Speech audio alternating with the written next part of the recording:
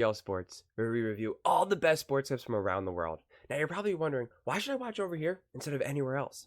And that's because over there, they don't care about what you have to say. They don't even read any of the comments. But I think it's the opposite. I think we know exactly what we're talking about. So I read every single comment. So if you think what I'm saying is the most ridiculous thing you've ever heard, let me know in the comments below. If you think what I'm saying is the most amazing thing, then definitely please let me know. Either way, let's get into some discussions, let's get into some fights, but ultimately, let's just have some fun. And please do consider subscribing. We are building an amazing community here, and I would absolutely love to see you part of it. I want to build something that we all genuinely feel connected to, something that we're really excited to be part of, and I think we're well on our way to doing it. So without further ado, let's get to it. We're watching a clip of Undisputed talking about the Cowboys. I have some really strong opinions about the Cowboys right now with regards to what they did this past season and what they're doing, going into next season. And, they failed to reach the NFC Championship in the last 28 years. And the real question is like, what are they doing then to be able to change that? And so the question is, the statement is Cowboys fail to reach the NFC Championship. Will Dallas break through next season? I have very clear answers for this. I want to see their arguments because I think it's an insane question, quite honestly. So I'm really curious to see how they reply. So let's take a look at their reaction, and then we'll go from there. Now that everybody's out, I'm feeling better. I'm doing better. My emotions are in a better place. So I can deal with it now because we're all at 0-0 again. So it's okay. But I haven't changed my mind one bit on what I said previously. Like what I've seen over the last 3 years, you didn't make a change at coach. So right now, my hope is nowhere. It's exactly where it was last year, the year before that, when you had 12 wins and didn't do much into the playoffs. What I do need, we're talking about playoff free agency, is for you to give me a little hope through what's about to start transpiring. I personally would like a game changer on offense and a game changer somewhere in the front seven on defense. If you ask me what we need to go into this season with, and that would give me hope of something better than a 12-win season and pain in the playoffs. You give me a great offense, you give me an offensive game changer and a defensive game changer. I would also like one that has and maybe one that hasn't. Maybe one that has the hunger of not winning a Super Bowl. Like a Derrick Henry who wants to prove something to everybody. I just want to bring the big fella in and say, big fella, see ye this way. Put a star on the side of your helmet and remind people of the star that you once were. They said you can't do it anymore in Tennessee, but in Dallas, we will give you a stage and a light that shines brighter than anything Tennessee ever seen. And you can get Tennessee back. That's what we gonna do, Key. That's what we selling, Key. That's what we gonna sell. Now, and then we're gonna ask them, we can't give you a whole lot of money. Can you work with us? See, and that's exactly, That's true. And that's exactly why he will not be coming to Dallas. Thank you. That's exactly. And that's exactly why. We gotta say that. We're gonna have to say that. And that's exactly why you're not. You're not the Kansas City Chiefs. There's a lot of things. The Kansas City Chiefs can go to him and say, yeah, but the Kansas City damn Chiefs can go to him. The Kansas City Chiefs. Nobody's gonna say Derrick. I'll say it again. The Kansas City Chiefs can go to him and say, you can play with Patrick Mahomes, and we need a back like this to go with Pacheco. He doesn't want that. He doesn't want to be behind Pacheco. That's not what Derrick Henry sees himself as. So where did he creep to the Chiefs? I'm not seeing that. Unless there's information that I don't know about. But he's not. I don't see why he would do that. I think he still sees himself as a true back and wants to get going. The reality is I don't think he is. And so I don't even understand why, Michael Irvin and lots of people are trying to act like getting him is going to do much of anything to build the Cowboys up. Like, that's not a game changer. That's not enough to do anything big. You're running it back then with Zeke essentially. So I just it doesn't make any sense. My biggest point and biggest, feelings with the Cowboys is that they're not doing enough. And again, Michael Irvin's like, they need a game changer on defense and a game changer on offense. And it's like, well, I thought Dak Prescott is your game changer. I thought CeeDee Lamb is your game changer. So I don't understand. I thought Micah Parsons is your game changer on defense. So it's just kind of confusing. Like, how many quote unquote elite weapons are you supposed to have then? And to be clear, I don't think Dak Prescott's elite. I think he's a good quarterback, right? He's not a scrub, but he's not elite. He's not Joe Burrow. He's not Josh Allen. He's not Patrick Mahomes, obviously. So I agree with what Michael Irvin was saying in the beginning. At first, I thought he was going a different direction, and that's why I was like, wait, what? Like, he felt good about them. I don't see how you could feel good about the Dallas Cowboys, because you can't use the youth of Dak anymore, right? But once upon a time, you maybe could say, listen, Dak's young, he's going to keep getting better, this, that. And so that gave you a lot of optimism, where like if you did lose in the playoffs or had a bad moment, you're like, well, Dak is learning, or this or that, growing pains, will get there. That's no longer an explanation anymore. That's now an excuse. And like I always say, again, an excuse is cheap, a reason is real. Dak Prescott is not this larger-than-life amazing quarterback. He's a good quarterback. He's in the realm of like a Kirk Cousins. So if that's a leader of your offense, then you need to have a stacked offense. You need to have a really great weapon. You need to have a collection of great weapons around him, because you can only do so much. And this is what I also keep saying, is that you pay Dak Prescott Patrick Mahomes money, but he's not as good as Patrick Mahomes, but then you want him to win like he's Patrick Mahomes. It doesn't work like that. That's not the way it works. It's not possible. So the only way you could really be excited about the Cowboys right now is if you convince Dak Prescott to take a pay cut. Is if he took less money, and like a true pay cut, right? Not like a couple $1 million here, a couple $1 million there. A true pay cut, a true restructuring of the deal, and then going out there and making some moves, right? Maybe making a move for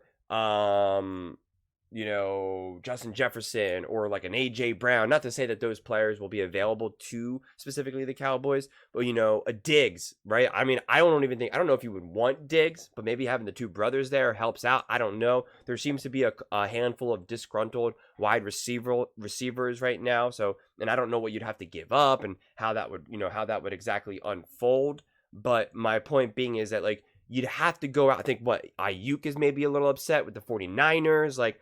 So there are theoretically moves to make, but the fact that you're going to just try to get some other running back and say like, okay, that's what, Derrick Henry, like that's going to be a change. Running backs don't age well, and he's aged, and he's not the same player. He's not what made him special. And you also need to have an elite offensive line to probably to be able to really maximize a Derrick Henry. It's not to say that that they're garbage on that front necessarily, because the offense was pretty potent for the Cowboys and their defense was pretty potent. So then the real question is like, why couldn't you get it done? Because they beat up on bad teams. I've said this now for a while now. The Cowboys were always fool's gold. As we saw, if you watch First Things First, you saw Chris Broussard famously keep saying that they're, beating up on tomato cans and whatnot. And it really is true. All of the games that they won were not against good teams. They have, Dak Prescott has a losing record against winning teams. I mean, that's just real. That's just a fact. They got walloped by the Packers, like the youngest playoff team in like years and years and years. And they got destroyed by them. Dak Prescott played terrible. The defense played terrible. Everyone played terrible. They were just outcoached, outclassed, out everything. And then when you see the Detroit Lions, you see what the Lions could do. You could see what the Packers could do. You could see what the 49ers could do. You could see what all these teams could do. And when you compare it to the Cowboys, it's just not it. So if they let go of McCarthy and made a play at Harbaugh, or even, the offensive coordinator from the Detroit Lions, like taking a swing on him, or I'm trying to think of who else was out there. Like there were a Bill Belichick even, who I'm not even necessarily the biggest fan, but at least it's something. They didn't make any changes to better their team. They kept McCarthy, who is a good coach, right? I don't think McCarthy is this terrible coach. And to me, the big question has always been, or I shouldn't say always, most recently, over the last few years, is McCarthy a really good coach, but Dak Prescott is just not good enough. So McCarthy is doing everything he can to maximize Dak Prescott. Or is Dak Prescott a really good quarterback and he's just never had a legit good offensive head coach in his career as a Dallas Cowboy that had been able to unlock him, right? And I think what it comes down to is that both these coaches are probably, both McCarthy and Dak Prescott, I think they're both Bs. So you're getting a B product, right? That's what it comes down to. And a lot of times, if you're in school and you get a B as your final grade, plenty of times are you kind of rolling, you're getting like 90s, you're getting A's, and then come the final, when it's really, really difficult, you get like a C or a B. And that's what brings it all down. And that's where the Cowboys have been. Yes, they're great at beating up on bad teams. But then every time they play a really good team, they either lose, or they just barely win, and it's like a kind of like a questionable thing, like we saw with Detroit Lions, or they beat the Eagles, and the Eagles were obviously not that good of a team, which is even more embarrassing because then the Eagles were able to beat the Cowboys.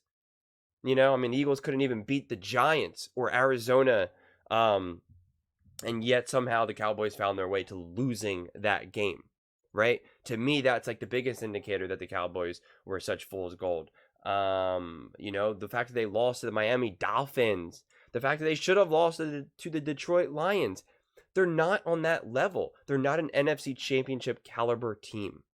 So then the question is what do you have to do to get that? Detroit Lions have elite weapons and have an elite offensive coordinator in Ben Johnson. The 49ers have elite weapons with an elite head coach in Kyle Shanahan. The Packers are developing their elite weapons with their elite coach, Matt LaFleur.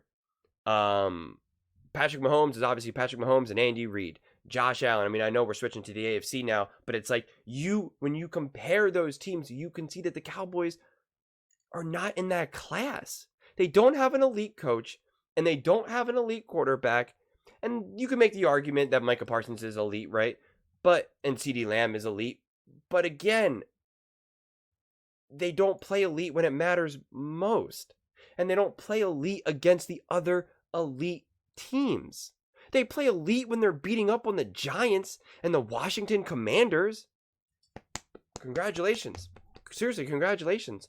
And you will always beat up on the worst teams, right? Like ask any professional athlete, whether it's basketball, baseball, soccer, football, whatever, that is where you eat, right? You will always feast and eat on the bad teams, and then it'll be tighter games, in the closer games, against the better teams. But they really tend to fold, right? Like they could not keep up with the 49ers, and the Detroit Lions almost and should have beat the 49ers. The Packers almost and should have beaten the 49ers. And then the 49ers almost beat the Chiefs, right? Like all of these teams were all kind of within range of each other. And then to me, when you compare the Cowboys, not so much. Not so much. So I just don't know why you would even, I don't even understand how you could even ask this question of, will Dallas break through next season? Because under what logic, under what reason would they break through? Are they just magically going to be a better team? Because I don't understand. I don't see how it's possible. You think because you got your new defensive coordinator, who probably most likely is not as good as Dan Quinn, is now going to make the defense better than it was this past season or the past couple seasons? I don't see that. You didn't make any changes on offense. And again, who is available? You're going to really have to hit it out of the park with the draft again, I guess. But then again, then you're relying on rookies, which typically play pretty well or can play pretty well in the regular season. But then come time playoffs, they haven't been there before, and the moment tends to get to them. We've seen that again and again and again. Slightly less if it's like a running back, because running, the run game does typically travel a little bit more and kind of can face the resistance a little bit more come time playoff time. So I guess it really all depends on what you're drafting, but it's just a different energy, a different vibe. And right now you could see that Micah Parsons seems to be coming undone a little bit. Jerry Jones is kind of making weird comments. I mean, the team as a whole just seems weird. You even have people like Michael Irvin, who are like, I don't feel good. And yet his solution is to get Derrick Henry. It's not a solution. I don't know what that is, quite honestly. I really don't. I really, really don't. If you could get Derrick Henry in the way that some of these teams went out and got oh God, like an OBJ maybe, or the old Falcons wide receiver who then went to the Eagles. Can't think of his name right now. It was a big wide receiver, but like, hey, you'll be here for like a down here and there. But that's not what the Cowboys need. The Cowboys need to really elevate. They need to elevate in the coaching positions, and they need to elevate in the actual on-field positions, and they haven't done that. So I'm not seeing why we should give them any type of benefit of the doubt of being able to do anything next season. I really don't. I see them fighting for a wild card spot. Or I see them fighting, I guess, maybe with the Eagles for a division title, unless the Commanders draft a quarterback and then that quarterback ends up being able to hit the ground running. And if that quarterback can hit the ground running, I think Dan Quinn will get the defense right. And then I think then it will be maybe like a three-way competition between those teams, which I think the Eagles will, without a doubt, either win the division or at the very least get a wild card. And then again, if this quarterback really is legit for the Commanders, whoever it may end up being, then I would got my money on the Commanders. I would trust Dan Quinn to get that team going, and I would trust that the Cowboys would fold, as they've consistently done in the last few years. I don't care about going back 10 years, 15 years, 20 years. I'm just looking at the last 3, 4, 5 years, the Dak Prescott years, the Mike McCarthy years. We know who they are, and they're just not magically going to break free. And at this point, what's the success for the Cowboys? If you're a Cowboys fan, are you really content if they just make it to the NFC Championship game but then lose? Or you're like, well, that was a good season. We made it to the NFC Championship game. I don't think so. And then say you win the NFC Championship game and you're really excited and you get to the Super Bowl and you lose. Are you really going to feel that good? No. There's no way. Like, it really feels like a Super Bowl win or bust. Or it's Dak Prescott is not good enough. Mike McCarthy is not good enough. Micah Parsons keeps shrinking in the playoffs, right? Like, you'll be saying these things. So, I don't know, but we shall see. But what are your all thoughts on this one? I would absolutely love to hear your thoughts. Let me know. Do you think the Cowboys can actually finally reach the NFC Championship game? Do you think that's even enough? Do you think Derrick Henry will actually be a big pickup? Or what else do you think the Cowboys can actually do to improve their roster and even coaching staff at this point? Let me know. And please don't forget to subscribe. As I said, we are building an amazing community here, and I would absolutely love to see you part of it. And please don't forget to give this video a thumbs up, as it really does help with the visibility and the algorithm. Thank you so much, and see you next time.